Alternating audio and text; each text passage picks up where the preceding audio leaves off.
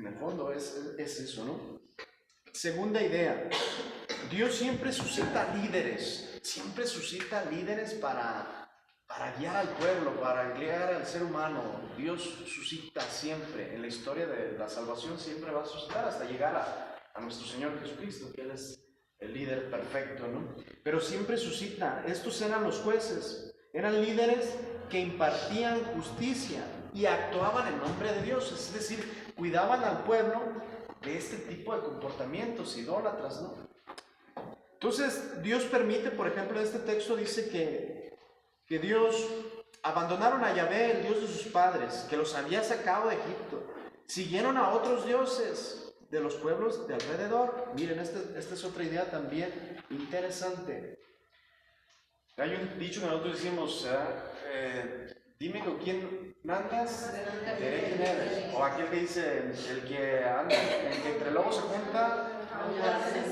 Sí, eso tiene algo de verdad. Aquí, por ejemplo, dice que el pueblo de Israel, al estar en contacto con los pueblos de alrededor, se empezaron a contaminar, se empezaron a llenar también de ciertas cosas idólatras, ciertas cosas que no eran gratas a los ojos de Dios.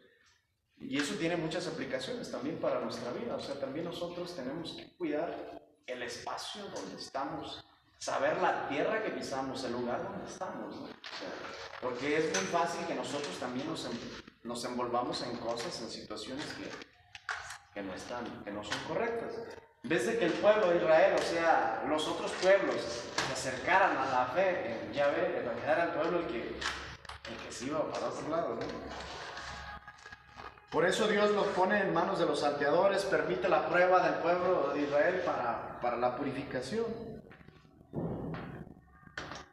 En todas sus, dice,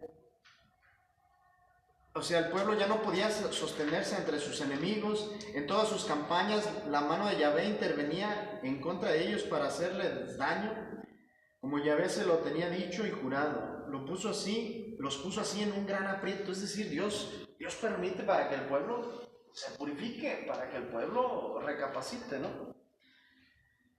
Y Dios suscita jueces, dice, y una vez que Dios suscita estos jueces que impartían justicia, decía que de repente los jueces también se corrompían, ¿no? Y sus hijos, por ejemplo, dice aquí que se corrompían más todavía que sus padres. Pero al morir el juez, volvían a corromperse más que sus padres.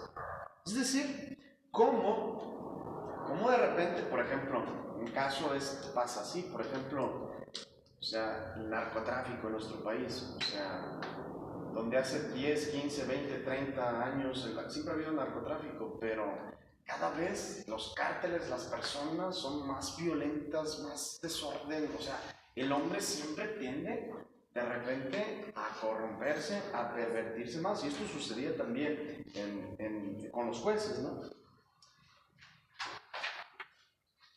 Vamos a pasar a la página 24.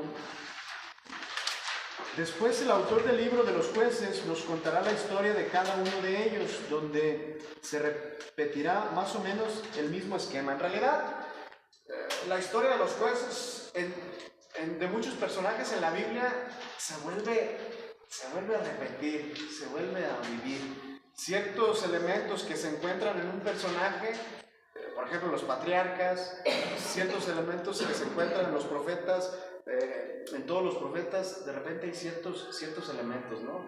Dios que llama al profeta o que llama al rey, el rey que responde y que después se pervierte y que después, o sea, ustedes se fijan, son más o menos los mismos elementos. Aquí, por ejemplo, hay unos recuadros. ¿Esos ustedes los tienen contestados? No, ¿verdad? No. Ahí le van a poner en el primero. Israel abandona a Yahvé por Baal o Astarte. Es cuando el pueblo se prostituye. Por Baal, con doble A, o Astarte, que es el mismo ídolo.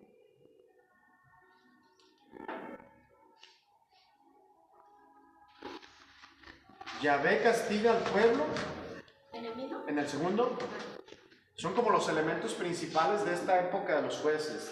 Yahvé castiga al pueblo entregándolo en manos de los opresores.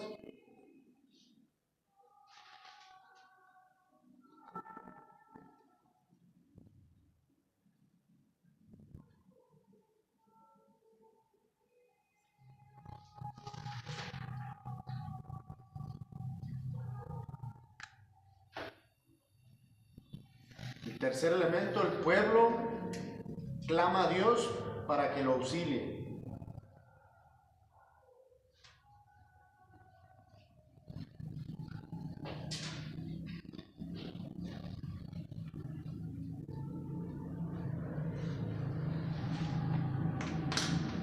¿Para qué, perdón? Para que lo auxilie.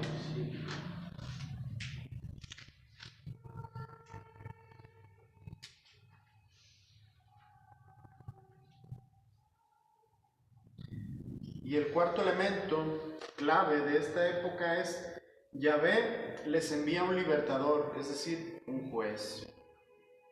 Son como los cuatro elementos que se encuentran en esta época de los jueces.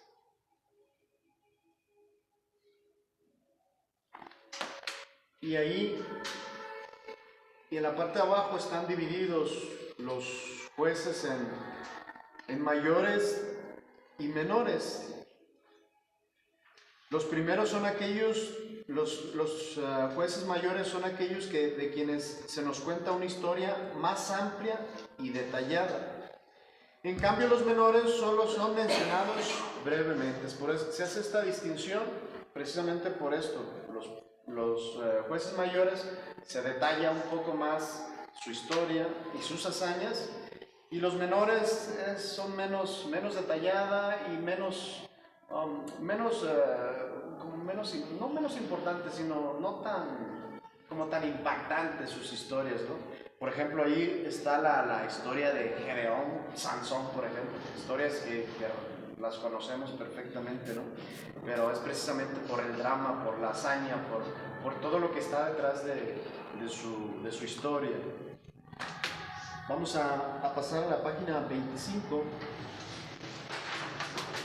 El libro de los jueces nos menciona que Sansón es el último juez. Eso está ahí en su cuaderno. Pero aparece después otro personaje mejor conocido como profeta, Samuel. Aquí es donde inicia propiamente ya la época de la monarquía o de los reyes, ¿no? Que es también presentado como un juez. A Samuel, aunque no es propiamente, no está dentro de los jueces, también se le considera como, es conocido como profeta, pero también es presentado como un juez. Estrictamente hablando, no, se le considera profeta solamente, pero también puede ser considerado como juez. Samuel fue elegido, obviamente, por Dios desde muy temprana edad. Fíjense, esto también tiene una aplicación. Hay gente muy sensible a la presencia de Dios desde muy pequeños, ¿eh? No todos, no toda la gente. Hay gente, niños, que a veces obviamente sí, depende de la familia, de los papás, pero de repente hay niños que son muy sensibles a la presencia de Dios, ¿no?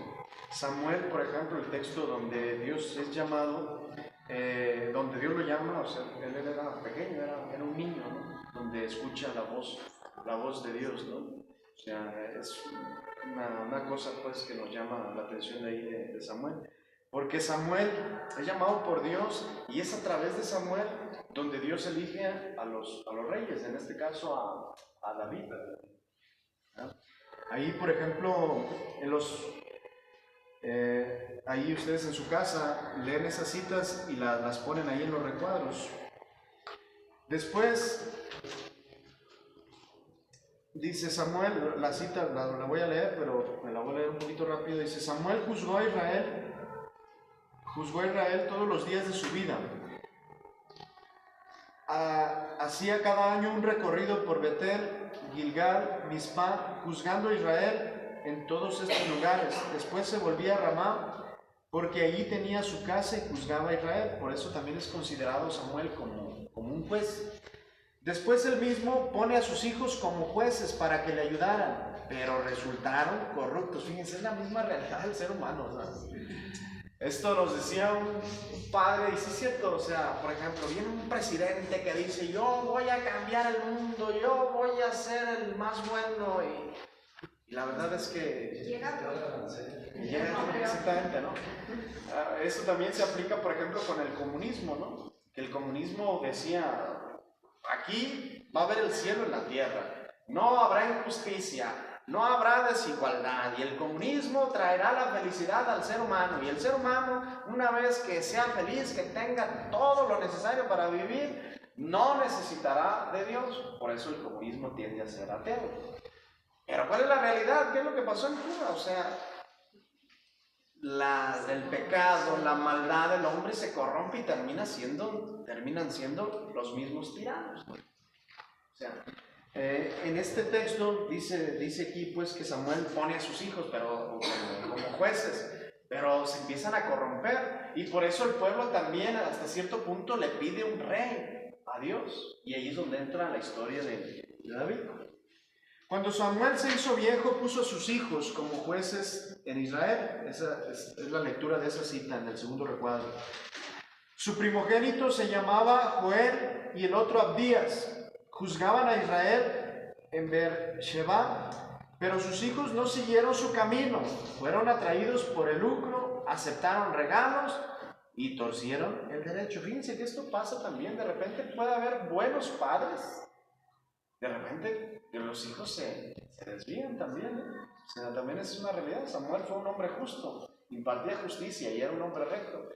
Pero como a sus hijos les dio poder, se echaron a perder. Fíjense, eso también tiene una aplicación. Conozco una señora que tiene unos hijos impecables y su esposo andaba en malos pasos. Se me hace curioso porque sus hijos son muy buenas personas, muy religiosas, muy serviciales. Su esposo anduvo en malos pasos. O sea, ¿cómo le hizo esta mujer para que sus hijos no se permitieran? Aunque tenían dinero, aunque tenían poder y facilidad, la señora siempre los trajo cortitos. Aunque tenían dinero, no les soltaba el dinero, hacía diestra y siniestra. Aunque tenía modo de prestarles carros para que anduvieran paseando y eso, la señora estuvo ahí muy al pendiente. Y los muchachos nos echan a perder. Pero cuando hay dinero, cuando hay poder, cuando hay este tipo de cosas, los hijos se echan a perder, ¿no? Como fue el caso de los hijos de Samuel. Y por eso inicia la monarquía. Ahí mismo la institución de la monarquía. Dice, la institución de la monarquía, lamentablemente los hijos de Samuel resultaron injustos.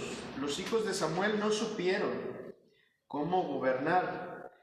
Entonces es cuando el pueblo fue a pedirle a Samuel un rey, comenzando así otra etapa del pueblo. Viene otra etapa del pueblo que es la monarquía o la época de los reyes. Padre, perdón, antes de pasar, 1 Samuel 8:31, no llega, llega hasta el 22. En el segundo recuadro. En la monarquía, en el primer texto, donde dice lectura Samuel 8:31, y llega hasta el 22. abajo de donde dice monarquía en la lectura. Primera de Samuel 8:31. Ajá, dice 31, pero en mi Biblia nomás llega hasta el 22 del versículo. En la primera de Samuel. ¿Sí? Los protestantes. Va a ser la red. Está mal Está mal esto. Puede ser que esté mal.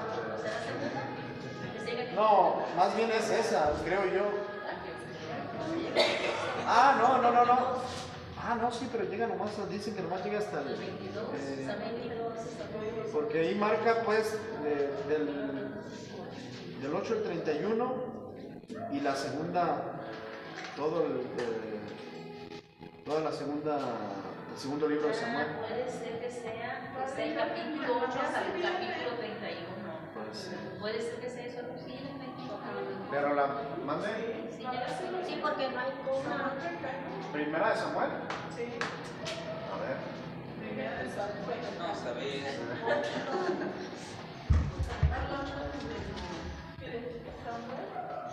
Yo creo que sí se refiere a los capítulos, ¿no? Del Va a ser capítulo 8 al porque sí capítulo llega al 31. 31, ya lo Sí, dije. porque no Porque sí tiene llega. coma, porque no es coma, es guión. No Sí llega llega como hasta- versículo, no, pero va a ser capítulo del 8 al 31, ahí termina ya Es la muerte de capítulo, Saúl, del va a ser capítulo eso. 8 hasta el capítulo 31. Más bien no son versículos, son Pero capítulos. de la primera hasta el capítulo 31 ahí termina Saúl. Si fuera el capítulo este, el versículo este, por debajo tuviera una coma. Ay, Señor. ¿Por dónde me voy? Sí. No son los versículos, son los... Sí, porque no tiene coma. Si no tuviera coma, 8 coma. Miren, algunos detalles de esta época de la monarquía. Voy a tratar de terminarla. Voy a terminar esta parte de la monarquía. Entonces, mande. ¿Sí, Sandy? Padre. Ya lo trae contestado, regañera. Ay, Sandy, De adelante. No después del libro en su oficina. Sandy va y lo copia la carrera. Acúsalo con tu mamá. Sí. Dale ahí, vamos a quitarle la estrellita. Sí, ese la acabas de perder. Miren, algunas ideas generales de esta época de los reyes. Samuel se disgusta con el pueblo porque le hacen una petición que no viene de Dios, sino que viene de la misma iniciativa del pueblo. El pueblo, al estar en contacto con los demás pueblos, se da cuenta que los demás pueblos tienen un gobernante, tienen un rey. Entonces el pueblo le pide a Samuel, le dice, pues nosotros también queremos un rey. Por eso Samuel se disgusta. Dice, de hecho Dios le dice a Samuel que no se enoje, pues no es tanto que lo desprecien a él como juez, sino a Dios. Fíjense, eso también tiene una aplicación interesante. O sea, Samuel se disgusta porque él se siente rechazado, o sea, se siente aislado. Y Dios le dice, hey, te agüites, en realidad contigo no es la bronca, o sea, es conmigo, ¿no? O sea, eso tiene muchas aplicaciones, ¿no? A mí, por ejemplo, se me viene a la mente en el confesionario, o sea, cuando la gente se está confesando, de repente a veces padres que nos enojamos, o sea, que nos enojamos de, hey, la bronca no es contigo, o sea, en realidad viene a confesarse con Dios. Yo no puedo, obviamente, enojarme contigo, o incluso, por ejemplo, a mí no es el que me ofenden, o sea, yo no tengo por qué juzgarte, yo no tengo por qué como sacerdote, obviamente nos da vergüenza confesarnos a veces de repente con algunos padres que nos conocen o alguna situación, ¿no? Pero en realidad la bronca no es con el padre no puede juzgarte, no, ni siquiera se acuerda de tus pecados, o sea, tanta gente que viene, pero en realidad lo esencial es eso, o sea, el problema no es conmigo, o sea, como sacerdote, como es en el caso de Samuel también, o sea, o en el ministerio también que ustedes realizan, en el servicio de Dios, que de repente también ustedes en algún momento son rechazados, de repente son ignorados, o sea, no es a ti, es a Dios, o sea, Dios calma a Samuel, o sea, Samuel ya estaba, o sea, no es contigo, es conmigo. Padre, yo tengo una pregunta. ¿Hasta qué punto es cierto o antes de meditar el santo celo de Dios? ¿Si es posible o no? Porque yo sí veo mucha gente que es muy celosa de las cosas de Dios y no sé, o sea, ¿será permitido o no es permitido o cómo entender eso? Yo creo que, mira, a lo mejor requiere hablar del celo de Dios, requiere como un tema, a lo mejor profundizarlo, entenderlo. A lo mejor, por ejemplo, ¿ustedes qué entienden o qué entiende usted por el celo de Dios? ¿Qué es lo que se le viene? O sea, que hay, por ejemplo, sacerdotes o a veces personas mismas dentro de la iglesia que quieren que buscan la perfección y corrigen todo el tiempo, pero de una manera, o sea, que buscan la perfección o el amor de Dios, que la gente se acerque más así. Yo siento como que A la fuerza, como... no, como fuerza no. Bueno, es como que ese celo me de pasa que está defender. muy mal. Eso ya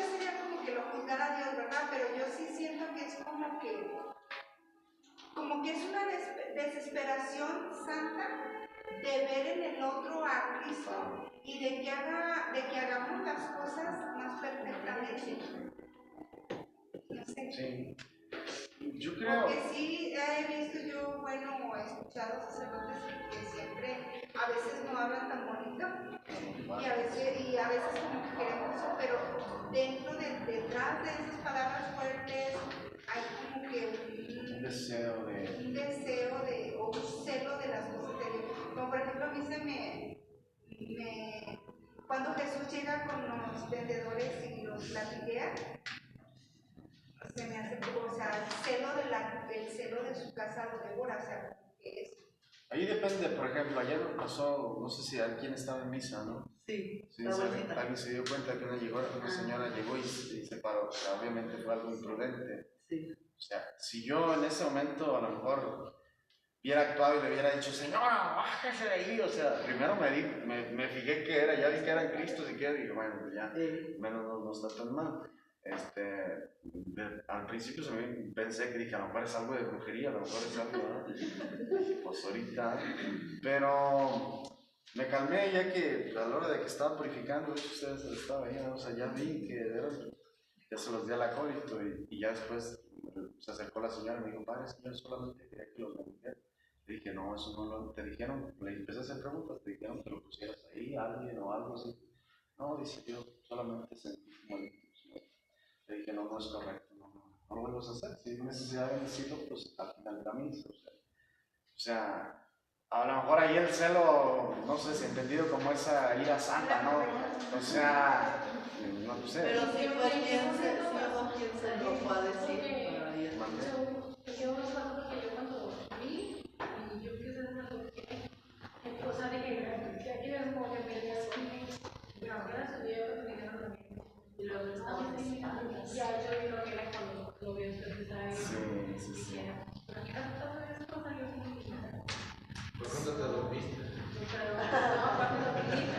Entonces dije, mira, eso me parece muy bien cuando porque yo lo vi usted. Yo creo que ahí es donde entra también, por ejemplo, San Pablo era un hombre con un celo, ¿no? De la fe, pero por ejemplo lo vemos en esta carta, o sea, en realidad tuvo tacto para decir las cosas, ¿no? Sí. O sea, de repente hay cosas donde de repente sí tiene uno que actuar así.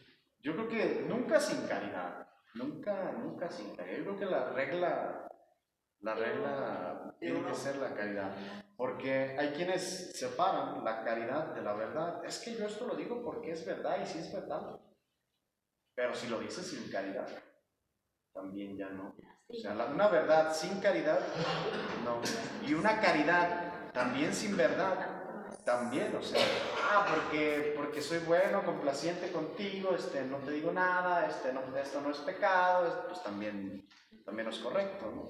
Oiga, padre, pero como por ejemplo cuando está uno en la adoración al Santísimo, que fue lo que ayer yo, híjole, me tenía como que hasta el tope, unos chamaquitos, pero estaban, ay, ya hablaban, hacían ademanes hacia atrás, se paraban y poniéndose cuernos y sabe cuánto, y yo, ay, qué ratos aplacar a la mamá, no, nada, y pues desesperante porque estaban uno enfrente y yo ya me había cambiado una vez y dije, ¿cómo es posible? O sea, que no reflexionen que sus hijos están haciendo un montón de cosas que pues no es ni en el momento ni en el lugar. Y ahí pues sí como que yo sentí que la regué yo porque no me sentía a gusto y dije, ¿qué hago? ¿Le digo? ¿Me callo? Me callé y trataba de no voltear, de no verlos, pero sí distraen mucho y hacen mucho malestar. Si lo haces, si tú vas y le dices ahí y se enoja porque hay una gente soberbia, una gente que no es madura se va a enojar y te va a decir, ay, ¿por qué te metes? Y cosas así. Una gente sensata te va a decir, no, gracias, o ni siquiera te va a decir nada. Bueno, que les digo, ¿no? O sea, si usted en ese momento puede ir usted decirles a los muchachos con caridad, hijo, aquí hay que estar en silencio, estamos en silencio, estamos platicando con el Señor y esto. Chiquillos malcriados que a lo mejor le pueden decir. No, hasta la señora, porque ella de hecho ni se puso de rodillas mucho tiempo, estuvo nomás sentada y platicaba también con los chiquillos y volteaba para atrás y se reían y así. Yo dije, ay, Dios mío, proyectara más adelante, o sea, distraerte más y no hay conexión. Y yo pensé, dije, si le digo algo, la señora se me va a echar encima